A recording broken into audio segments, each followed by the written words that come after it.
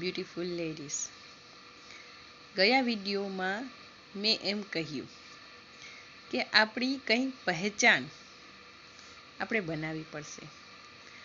પણ યારો, તમને એમ થતું હશે કે આપણું નામ તો આપણી ઓળખાણ છે જ, તો કઈ પહેચાનની આ મેં વાત કરી રહ્યા છીએ.